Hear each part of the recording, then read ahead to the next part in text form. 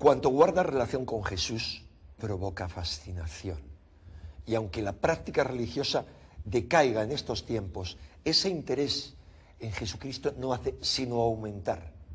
En mi opinión, ello obedece no solo a que Jesús sea la gran referencia espiritual de la cultura occidental, se debe sobre todo a que su figura mítica encuentra las más profundas resonancias en nuestro inconsciente colectivo y en nuestro propio espíritu, que son mucho más sabios que nuestra limitada razón. Este interés en Jesús lo demuestran, entre otras muchas cosas, el éxito de novelas muy dispares. Un éxito para el que los expertos literarios no encuentran explicación alguna. Pongamos dos ejemplos muy distintos. Caballo de Troya, de Juan José Benítez, que nos presenta a un Jesús muy próximo que sin embargo se manifiesta como Hijo de Dios y hermano nuestro. O el Código da Vinci de Dan Brown, que realiza polémicas revelaciones sobre la manipulación a la que habría sido sometida la figura de Jesús y que incurre en el riesgo de que veamos a Jesús como un simple mortal. En este documental prosiguen las polémicas revelaciones sobre los orígenes del cristianismo que habíamos iniciado en los anteriores. Les propongo que lo examinen con mente crítica y corazón abierto.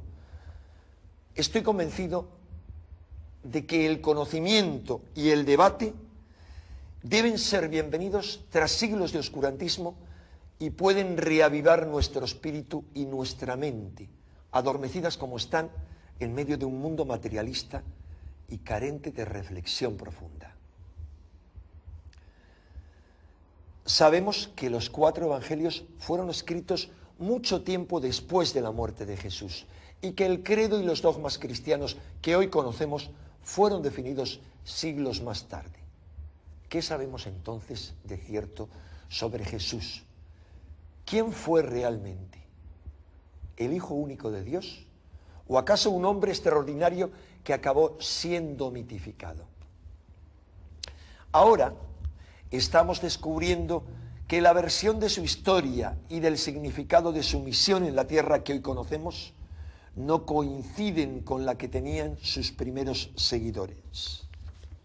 Y que entre los cristianos primitivos existían concepciones mucho más variadas y divergentes que las que hoy separan a las diversas iglesias cristianas.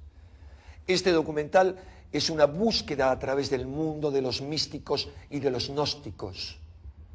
Estos creían que todos llevamos una chispa divina encerrada en el fondo de nuestro ser. Veían la historia de Jesús como una alegoría o una metáfora de la búsqueda del ser humano a través de la vida. Una búsqueda del Dios interior que les conduciría hacia el misterio de la muerte y permitiría al ser humano encontrar la clave de la resurrección. Una búsqueda que es descrita en los antiquísimos evangelios gnósticos. Aquí tenemos uno de los 2 volúmenes que se han publicado en castellano, unos evangelios gnósticos que fueron hallados en Egipto hace 6 décadas. Estoy convencido de que la visión mística del cristianismo que descubriremos en este documental ofrece una alternativa a aquellos que tienden a ver a Jesús como un ser humano mitificado y a quienes buscan una espiritualidad practicable en las lejanas regiones orientales. Este documental nos descubre que no hay necesidad de buscar esa mística en el otro extremo del mundo. Podemos encontrar una forma de trascendencia más adecuada a nuestro psiquismo dentro de la tradición iniciática occidental.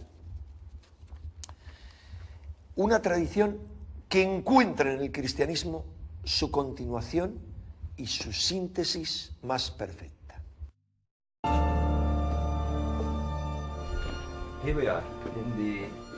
Estamos en el siglo II de la era cristiana.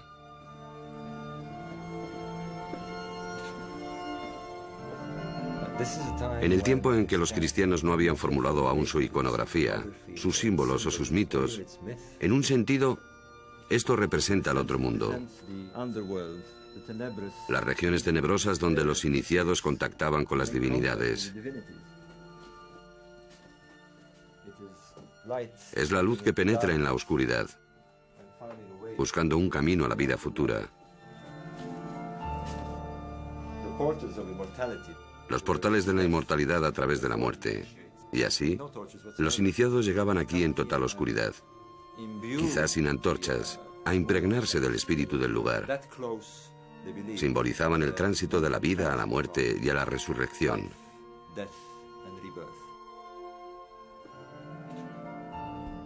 Entre la gente que venía aquí estaban los primeros cristianos.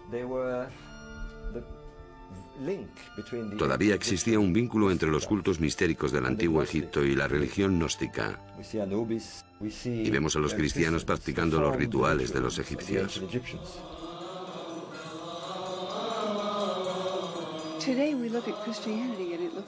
Hoy vemos el cristianismo y parece muy variado, desde los baptistas a los ortodoxos rusos, a los calvinistas y a los católicos romanos. Pero en el siglo I la variedad era mayor aún, porque no existía el canon de las escrituras del Nuevo Testamento, ni un credo universal, ni tampoco una estructura específica. Lo que me fascina es que entonces el cristianismo era más plural de lo que es hoy.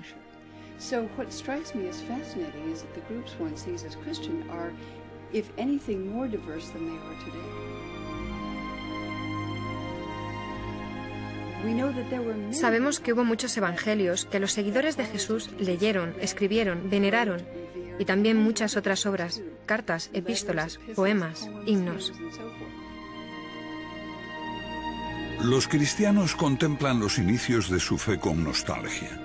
Un tiempo en que la palabra de Jesús y sus apóstoles sonaba como auténtica, cuando el credo era claro y su contenido incontestable.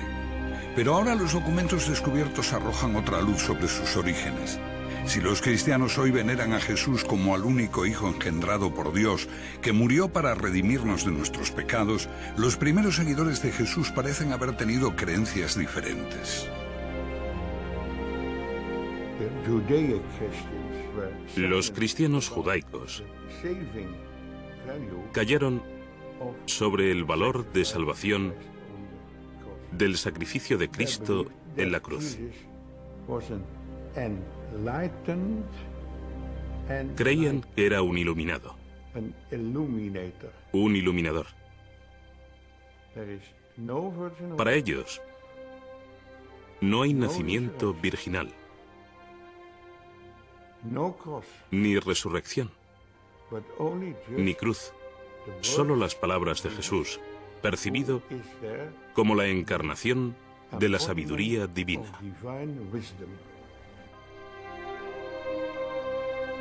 Jesús de Nazaret, hombre o mito. Los que estuvieron con él no parece que lo recordasen como al único Hijo de Dios, pero perecieron en el holocausto del alzamiento judío contra Roma. Lo describen tan claramente los evangelios.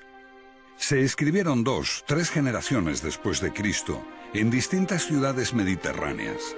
Entonces surgió otra imagen, la de Jesús como Hijo de Dios. Sin embargo, persistían ecos de los primeros tiempos. Edad Media, el sur de Francia. Una fe diferente surgía y proponía otra visión de Cristo. La Iglesia considera herejes a esa gente, peor que demonios. Durante décadas, la furia de la Iglesia se alza contra los cristianos gnósticos. Los cruzados diezmaron a la población. Se creó la Inquisición para quemar a esos cátaros, como ellos se llamaban a sí mismos, los purificados, los puros.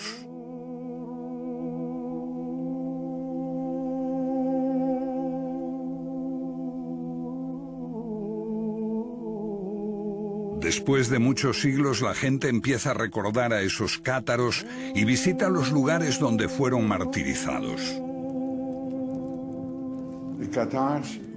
Los cátaros no fueron precursores de la Reforma. No eran una herejía de la fe católica. La suya fue una fe diferente y se remonta a los primeros tiempos del cristianismo, o incluso antes, cuando la gente veía el mundo como un reino de sombras, de espaldas a la realidad, a la verdad auténtica. Un hombre atado, incapaz de moverse, creyendo que las sombras que ve en la pared son la realidad. Sombras proyectadas por el mundo divino que está detrás de él. Mira, hombre. Es así como el filósofo griego Platón describía al hombre. Los iniciados en las religiones mistéricas creían que podían liberarse de las ataduras y hallar la gnosis, el conocimiento, en su corazón. Un conocimiento secreto que transforma al hombre y lo hace consciente de la verdad, del mundo espiritual. Son los gnósticos. Los estudiosos creen que esa búsqueda también caracterizó al cristianismo primitivo, antes de que se escribieran nuestros evangelios. Hay ecos de eso en las palabras de Pablo, que habla de buscar a Cristo dentro de uno mismo. Y también en otros documentos hallados hace casi 60 años en Nag Hammadi, Egipto. Los libros de Nag Hammadi son más importantes que los manuscritos del Mar Muerto, porque arrojan una nueva luz sobre el cristianismo, Jesús y Dios.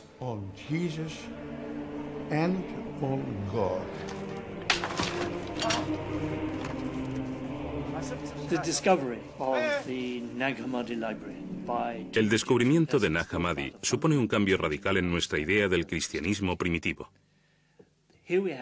Tenemos aquí 52 manuscritos que nos hablan del primer cristianismo.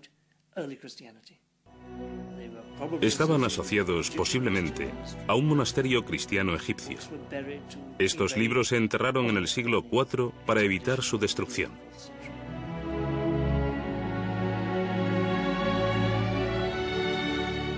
Nos dan abundante información. Es asombroso que los cristianos no se precipitasen a leer el Evangelio de Tomás y todos esos textos maravillosos. Me parece que eso demuestra el poder de la Iglesia romana, que los dejó a un lado y aún los considera heréticos y peligrosos. Y por supuesto lo son.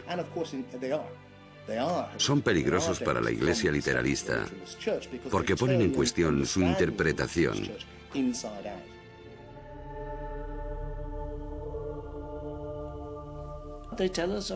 Nos hablan de las diversas formas en que la gente creía que se podía hallar la salvación.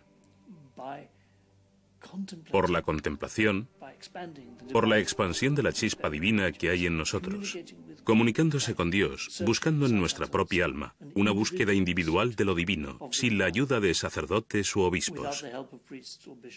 Suena atractivo. El gnosticismo es atractivo, sobre todo para la mente moderna, porque promueve una religión para el individuo, no para la Iglesia. Creo que es lo que los humanos han buscado siempre, hallar la divinidad por sí mismos.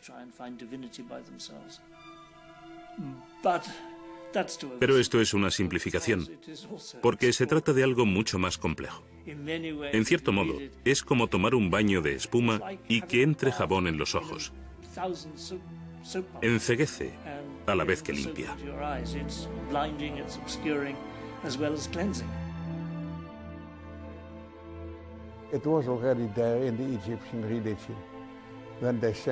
Ya en la religión egipcia, se decía que el hombre después de la muerte se convertía en Osiris, se integraba en Dios. El hombre es un dios caído que recuerda el paraíso. Este es el concepto de todos los misterios de la antigüedad, de Isis, de Mitra, de Adonis.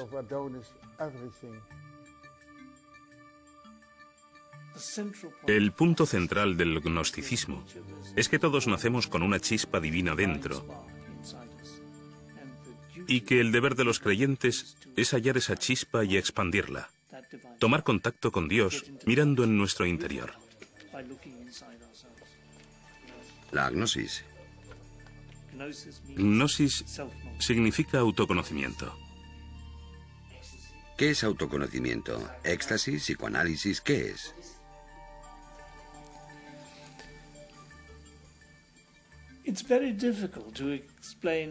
Es muy difícil explicar qué es el autoconocimiento y cómo se obtiene. No es como el psicoanálisis.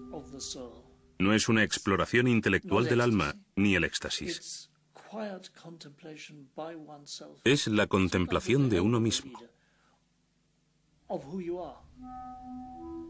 A veces con la ayuda de un líder. Es la quietud, una sincera búsqueda individual.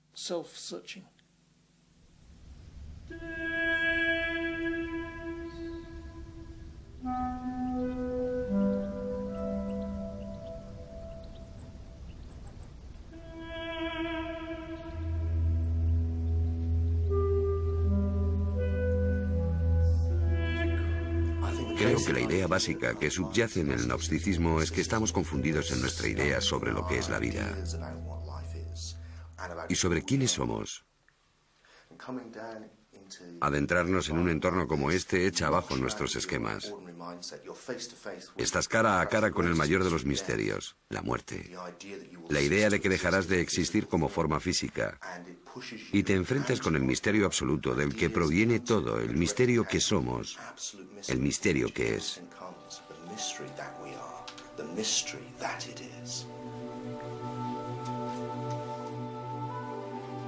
Pero ¿por qué buscarlo en la oscuridad de estos corredores? Creo que estimula la experiencia mística con la emoción de la oscuridad y los ecos de las cámaras. Todo eso conduce a un estado místico.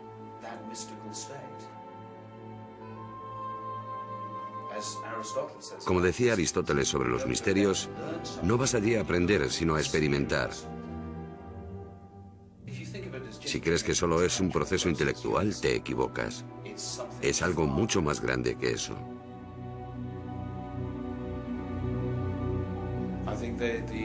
Creo que los antiguos habían comprendido que puedes aprender mucho, pero no tener un real conocimiento de ti mismo.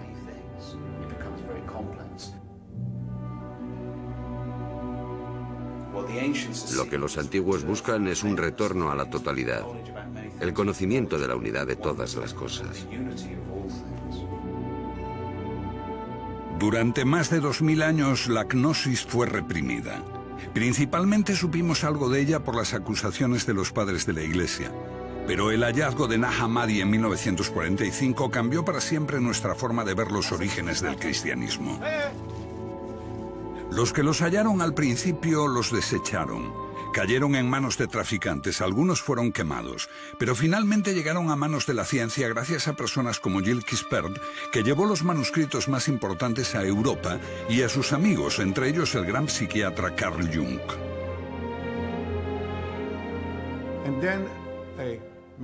Entonces me fui a Egipto, a El Cairo. Y en esta sala negocié con el director de esta institución y descubrí que esos códices no serían publicados si este Códex de Jung no volvía al Museo Copto de El Cairo. Ahora acumulan polvo en una pequeña sala, abiertos quizá una vez cada 10 años y solo en presencia de un funcionario del museo, la policía secreta y un juez. Quispel es bien recibido. Todos los manuscritos de Nag Hammadi se publicaron cuando devolvió el más preciado, el Evangelio de Tomás, con las palabras de Jesús.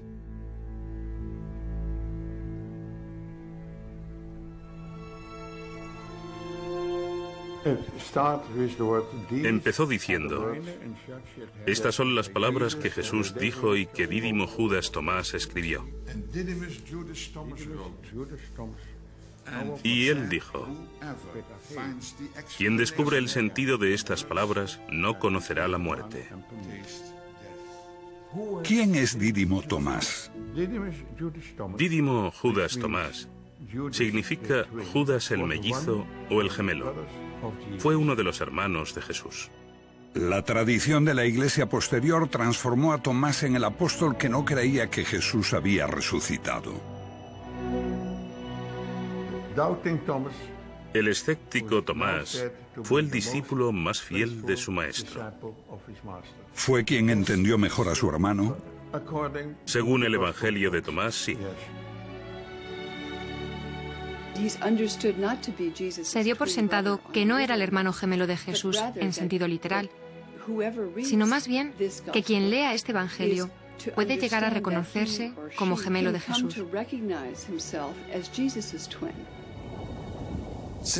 Dado que se ha dicho que eres mi gemelo y auténtico compañero, examínate a ti mismo.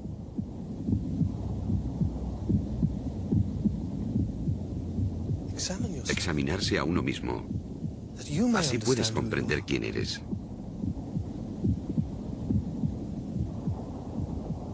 Y serás llamado, porque el que no se conoce a sí mismo nada sabe. Pero el que se conoce llega simultáneamente a la profundidad de todo. Lo que tienes dentro te salvará. You have within you will save you if you bring it forth from yourselves. Creo que Tomás se interpreta simbólicamente, que todo el que viene a ver a Jesús viene a verse a sí mismo como el gemelo de Jesús, el que es creado a imagen de Dios, como Él lo fue. ¿Qué dice el Evangelio de Tomás? Bueno, el Evangelio de Tomás es una colección de dichos que prometen revelar algo. Lo que el oído no puede oír, lo que el ojo no puede ver, lo que ninguna mano ha tocado y lo que nunca se le ocurrió a ninguna mente humana. Bueno, eso eres tú. Tú eres lo que no puedes oír ni ver, tu esencia, el conocimiento mismo. Y creo que esta es la clave si quieres entender qué es el cristianismo y qué es el paganismo. Un viaje de autoconocimiento. Este era el gran precepto que el dios Apolo dio a los paganos en el oráculo de Delfos. Buscar la gnosis, el autoconocimiento, conocerse a uno mismo. Y lo mismo sucede con los cristianos. Lo que busca es la parte de ti que no puede morir. No es que se te vaya a dar algo que no tengas ya, es descubrir que ya eres inmortal. Porque tu esencia no es el cuerpo. Si descubres lo que realmente eres, descubres lo divino. Descubres a Dios dentro de ti. Parece ser un cuerpo, pero eres conciencia. Y esa conciencia da testimonio del nacimiento, de la muerte, porque todos los gnósticos, incluidos los gnósticos cristianos, creían en la reencarnación, y este proceso era un poco como despertar e irse a dormir. Estabas en un ciclo de cuerpos diferentes, yendo y viniendo, pero no eras el cuerpo. Eras conciencia que da testimonio de esto, de modo que jamás naciste y posiblemente no podrás morir. Todas las cosas separadas son expresión de una misma cosa. Así, todos los seres humanos son imágenes. Ellos usan la palabra eidolon, de un demonio o espíritu. ¿Un reflejo de lo divino?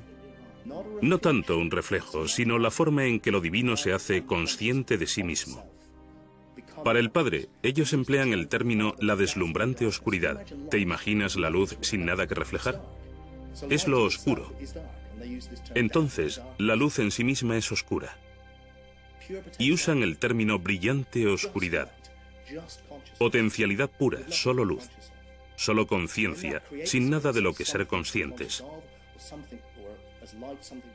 Cuando eso crea algo por sí mismo para ser consciente, o como la luz algo para reflejar, el universo cobra existencia. Esta conciencia de Dios se expresa a sí misma en todos los seres. Así que todos nosotros somos imágenes o eidolons de la conciencia universal que es todo, que es Dios. El mito cristiano tal como lo conocemos marca un profundo abismo entre el hombre y Dios. Dios es Dios, nosotros simples mortales.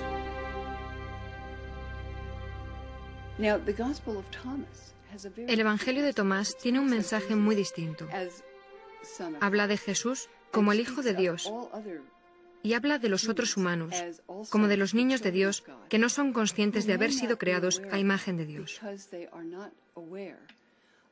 La luz divina que se creó antes de que el universo se creara, cuando Dios dijo, hágase la luz. La humanidad fue hecha imagen de esa luz. Y en el Evangelio de Tomás, Jesús habla como una voz desde la luz. Yo soy la luz que está por encima de todo. Yo soy el todo.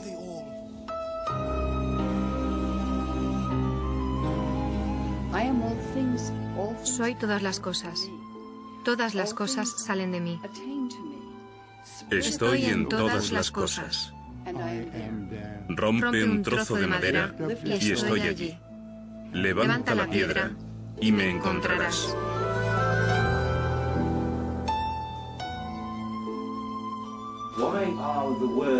¿Por qué las palabras del Evangelio de Tomás, busca bajo una piedra y me encontrarás, son tan peligrosas para la Iglesia? Porque es panteísmo. Sugiere que la divinidad está en todas partes y en todas las cosas. Lo que ocurre con el triunfo del cristianismo es que se traduce en la creación de una iglesia. Para llegar a Dios, tienes que hacerlo a través del obispo. Si quieres construir una iglesia, tienes que decir que la salvación solo es posible mediante, desde y a través de la iglesia. Y el representante de Dios en la tierra es el Papa. Esa es la única vía, mientras que para los agnósticos se trata solo de ti. Tú puedes hacerlo.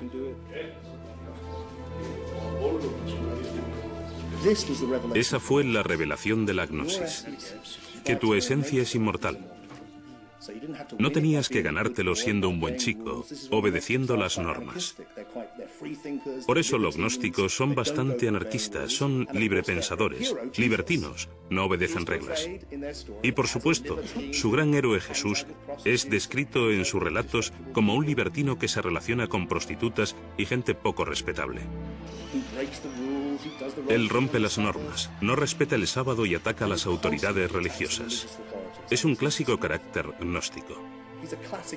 Ellos eran así.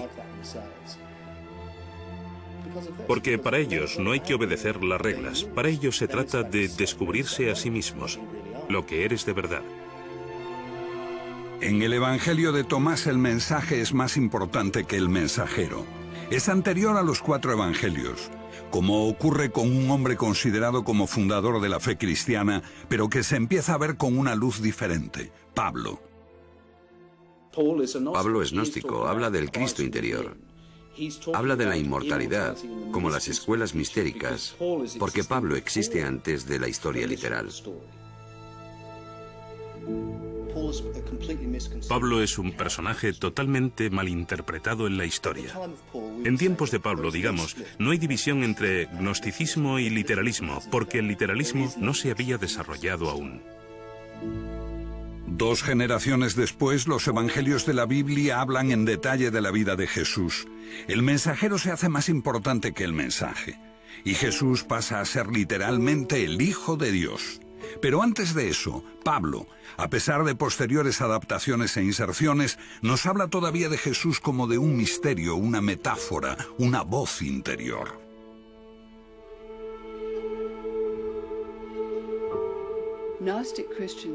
Los cristianos gnósticos creían que Pablo era su maestro, el padre de la Iglesia, Tertuliano, que despreciaba a los gnósticos.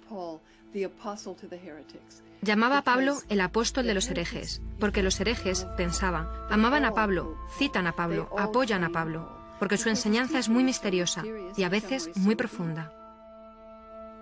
Si es así, el pensamiento de Pablo coincide con la mayor parte de las ideas elaboradas aquí. Quizá la ciudad más grande de la antigüedad, en la encrucijada de Asia, África y Europa, la ciudad de Alejandría. Alejandría en ese tiempo, la segunda ciudad del occidente. Allí se originó el gnosticismo. Allí vivían los egipcios, los griegos, Y había más judíos en Alejandría que en Judea y Galilea en aquella época.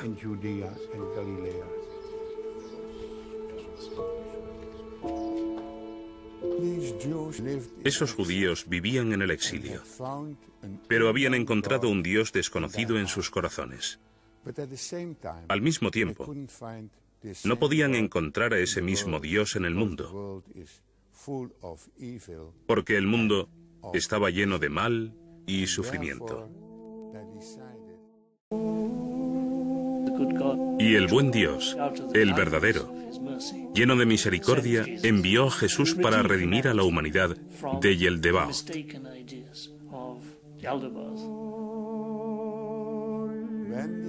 Cuando esos judíos de Alejandría se hicieron cristianos, Jesús apeló a lo más profundo de ellos y dijo: quien se conoce a sí mismo, conoce a Dios. Mito o metáfora, en la figura de Jesús está también la semilla de la discordia. En torno a su persona sobrevino una batalla de ideas que separó las dos posturas. Sí, una de las mayores pugnas entre los seguidores de Jesús fue la cuestión de por qué Jesús murió de manera tan terrible. Para las comunidades ortodoxas, la única forma de encontrarle un sentido religioso era interpretarlo como un sacrificio redentor. Pero este sacrificio redentor solo tenía sentido si todos necesitábamos redimirnos del pecado. Así, los cristianos desarrollaron la idea de que teníamos que haber pecado terriblemente, sin posible redención. Entonces, la idea de que el Mesías de Dios muere en un sacrificio redentor por los pecados del mundo se convierte en una forzada explicación de su crucifixión. Así nace un nuevo elemento en la relación entre el hombre y la divinidad: el pecado original. El elemento central del mensaje cristiano, su fuerza, reside en la culpa, que Dios está mirando, sabiendo no solo todo lo que hacemos, sino también todo lo que pensamos. Creo que el cristianismo es bastante excepcional en el sentido de que Dios lo ve todo y castiga a los creyentes por sus malos pensamientos, por los pecados de la mente. El pecado y la culpa crearon un credo en el que predomina el miedo a Dios y al infierno, siempre presente en las prédicas de los sacerdotes. No es una idea que compartieran los gnósticos. La palabra pecador no figura en su diccionario. El Evangelio de Tomás no habla mucho de la discontinuidad entre Dios y nosotros mismos, sino de humanos creados a su imagen divina y, por tanto, con una especie de conexión, de afinidad con lo divino. El hombre es un Dios caído que recuerda el paraíso. Ese es el concepto de todos los misterios de la antigüedad y también de la gnosis. No hay espacio para el pecado. Por supuesto, eso no significa que seamos divinos y más, sino más bien que podemos encontrar nuestro camino hacia Dios cuando hallemos el camino hacia nosotros mismos, y que existe un medio de reparación para los pecados y errores que cometamos. Pero pecar es tan esencial que Jesús tuvo que morir para redimirnos, un argumento tomado de un antiguo mito, Adán y Eva y el primer pecado que hizo al hombre mortal. Los cristianos pusieron más énfasis en el pecado de Eva que los judíos. Antes del cristianismo ortodoxo, el pecado no era una cuestión central. Los maestros judíos, paganos, gnósticos coincidían en que tenemos la capacidad de seguir o de desobedecer a Dios. Tenemos buenos y malos impulsos. Se entendía que esta era la condición humana. Existe un gran debate sobre esto, porque algunos cristianos creían que era absurdo, lo de comer una manzana. Una desobediencia inocente por la que Dios condena a los hombres a una existencia inferior, lejos del paraíso. Un castigo totalmente desproporcionado.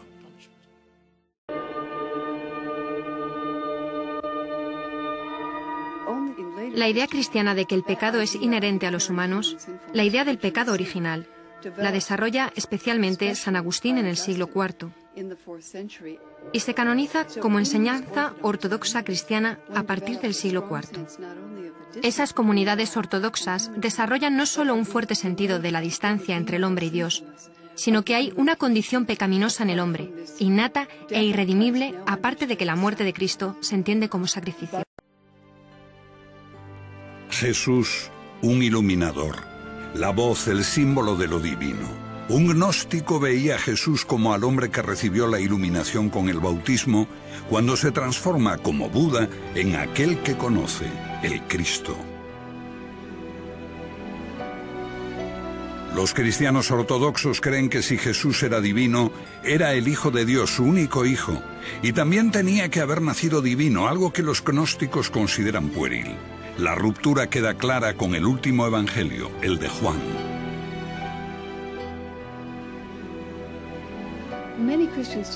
Muchos cristianos pensarán hoy, desde luego, el cristianismo dice que Jesús es el Hijo de Dios. Pero esto no es lo que vemos en Mateo, Marcos o Lucas. Encuentras que Jesús es el Mesías de Dios, el que enseña el camino de la rectitud. Se podía ser un judío muy devoto y seguir a Jesús en eso. Pero con el Evangelio de Juan, la afirmación de que Jesús es Hijo de Dios, y más aún, su único Hijo, es una afirmación radical que no veo mencionada por los ortodoxos antes del año 160 más o menos. Pero esta idea se convierte en la lente a través de la cual los cristianos leen los Evangelios.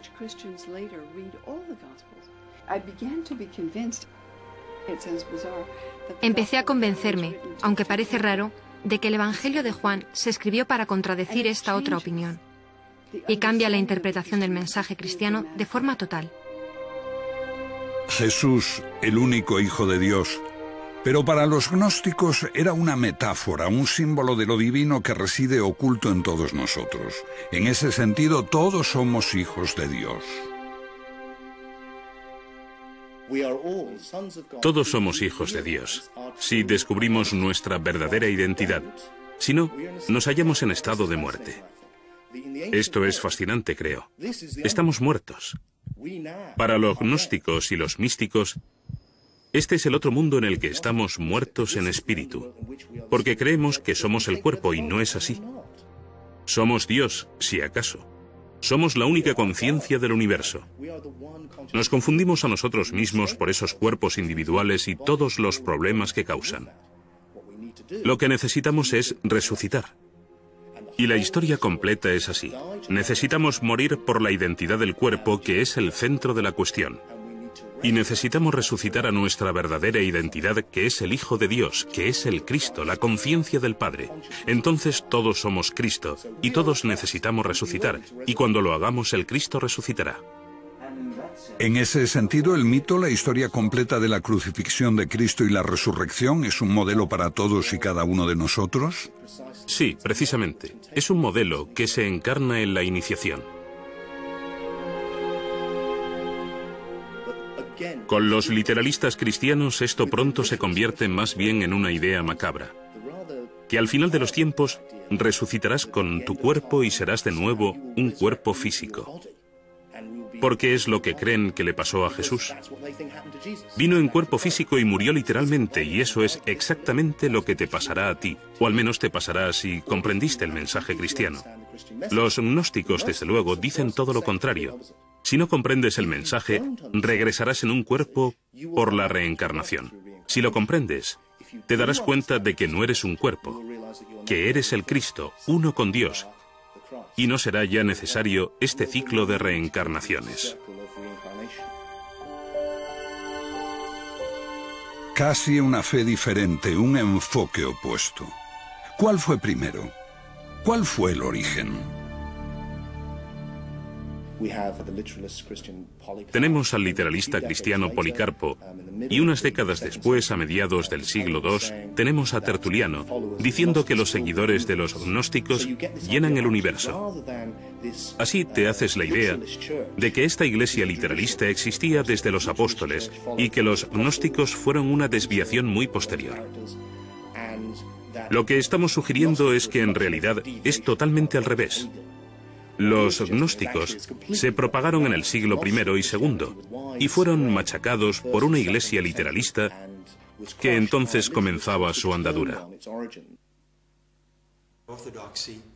La ortodoxia, como la conocemos, surgió después del gnosticismo y en gran medida fue una reacción al mismo. El cristianismo se define por aquello que se le opone. Por oposición al gnosticismo, gradualmente fue defendiendo sus propios términos. A partir de una gran variedad de evangelios y unas 7 u 8 generaciones después de Jesús, los padres de la primera iglesia ortodoxa empezaron a escoger unos pocos textos que conformarían el Nuevo Testamento y definirían el credo. Creo que la amenaza de persecución obligó a los líderes cristianos a buscar unas enseñanzas básicas en las que todos estuviesen de acuerdo.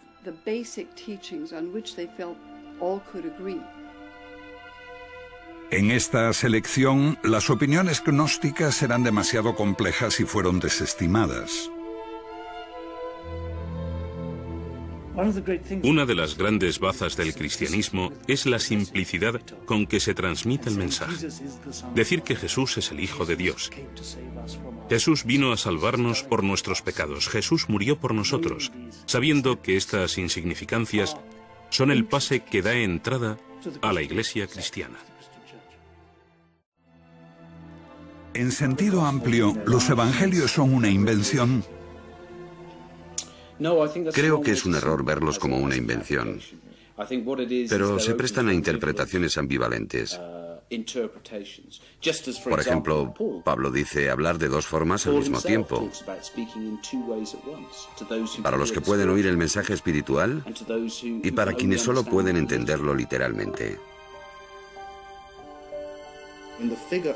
Si tomamos la frase que aparece en muchas iglesias, nadie llega al Padre sino a través de mí, vemos que para los gnósticos, esto significa que para llegar a Dios tienes que ser consciente de lo que esta figura representa en ti.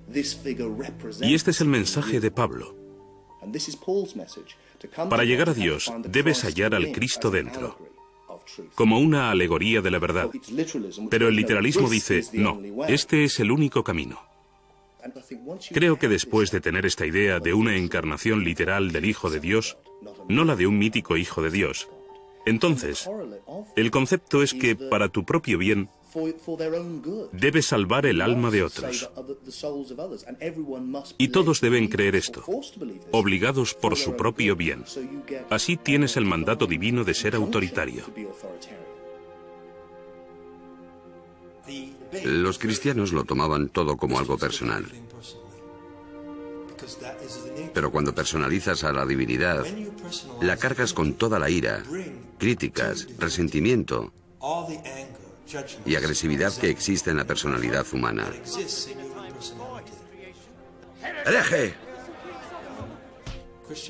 Los cristianos se enfadaron mucho porque tomaban como algo personal que su Salvador fuese rechazado. Los gnósticos solo querían descubrir dónde estaba la verdad. La dificultad que enfrentan los gnósticos es que buscan individualmente la salvación. No están organizados, no están unidos. Los gnósticos atacaron las opiniones de los primeros cristianos. Pero los cristianos no solo atacaron las opiniones de los gnósticos, atacaron a los propios gnósticos. Ambas creencias podrían haber coexistido. Pero con la aparición de este hombre, Constantino, el primer emperador romano en abrazar la fe cristiana, se despertó el ansia de alcanzar el poder supremo en la joven iglesia.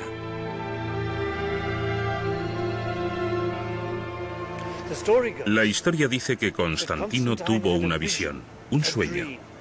donde veía la señal de la cruz en el cielo, y se convenció de que si se hacía cristiano y utilizaba este emblema, ganaría la batalla contra su rival pagano. Fue aquí, en el puente Milvio, donde tuvo lugar una gran batalla que colocó al cristianismo en su triunfante camino al éxito.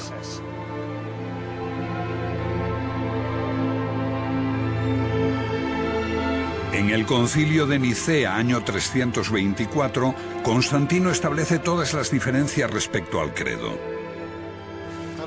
Compañeros ministros, creemos en un Señor, Jesucristo, el Hijo de Dios, un Dios de Dios. 3 siglos después de su muerte, Jesús es proclamado Hijo de Dios por decreto imperial, y se prohíbe cualquier otra opinión.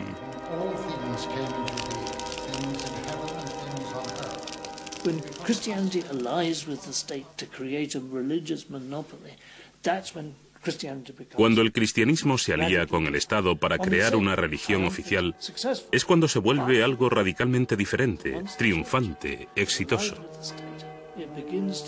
Pero al haberse aliado con el Estado empieza a cometer los mismos crímenes que había denunciado en sus primeros 300 años de existencia. Persigue, mata por la religión. Se transforma en una institución jerárquica, opresiva, necesariamente conservadora.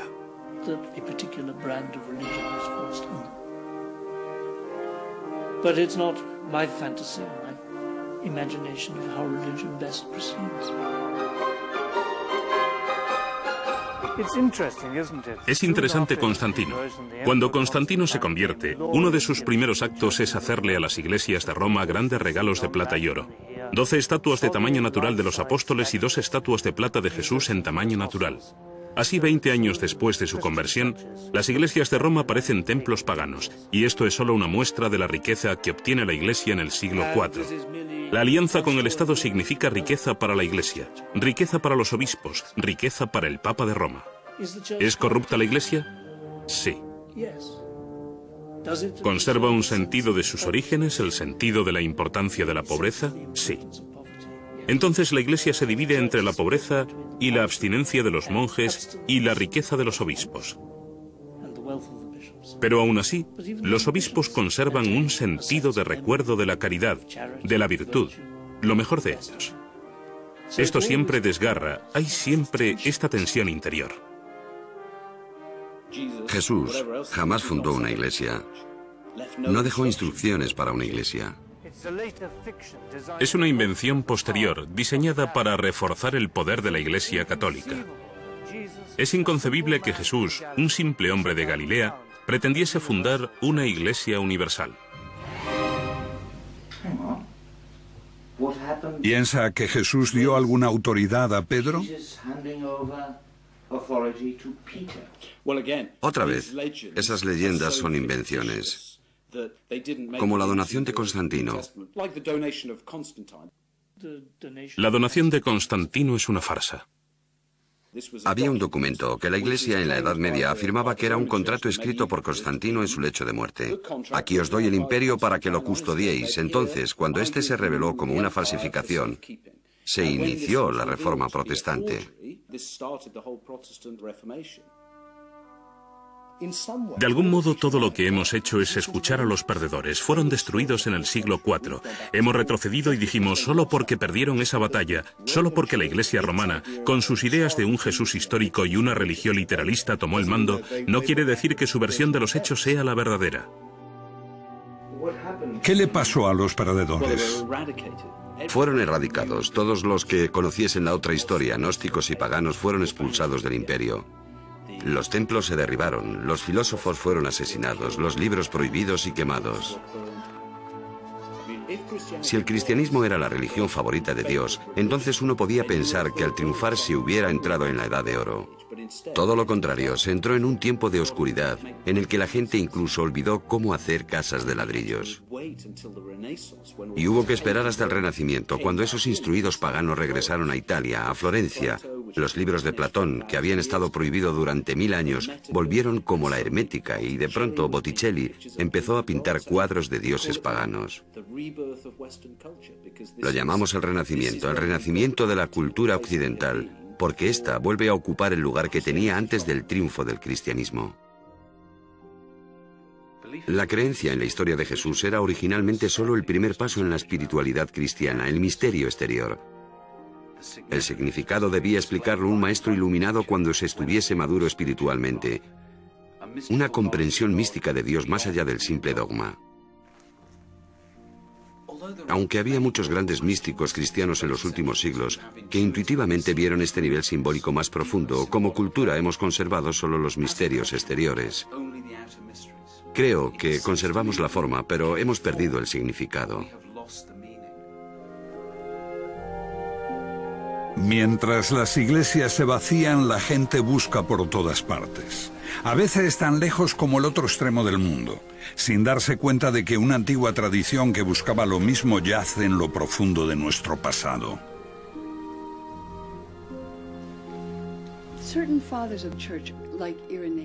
Ciertos padres de la Iglesia, como Irineo, en sus famosos 5 volúmenes contra los herejes, dice que comúnmente son considerados cristianos, pero que no lo son herejes.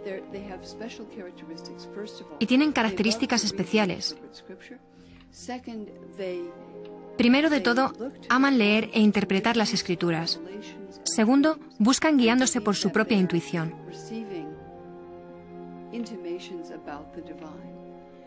Tercero, están investigando constantemente, siempre abiertos a nuevas exploraciones.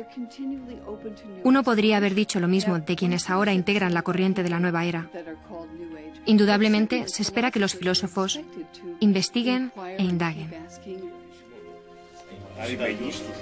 Preguntando, uno encuentra una tradición desarraigada, interrumpida por muchos siglos, complicada, a veces confusa.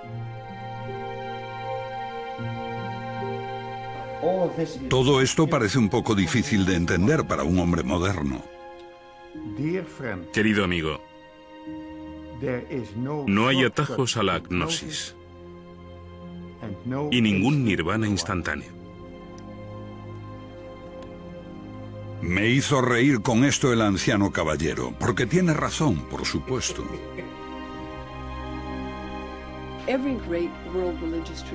Toda gran tradición religiosa mundial, ya sea el hinduismo, el budismo, el islamismo, el judaísmo, tienen las enseñanzas para todos. La enseñanza esotérica, que se supone siguen todos sus fieles. Y también una enseñanza esotérica o mística. La única que no lo tiene es el cristianismo occidental. Creo que es lamentable que haya sido considerado herético ese camino que mucha gente busca para su propia integridad y desarrollo. Either heretical or a path leading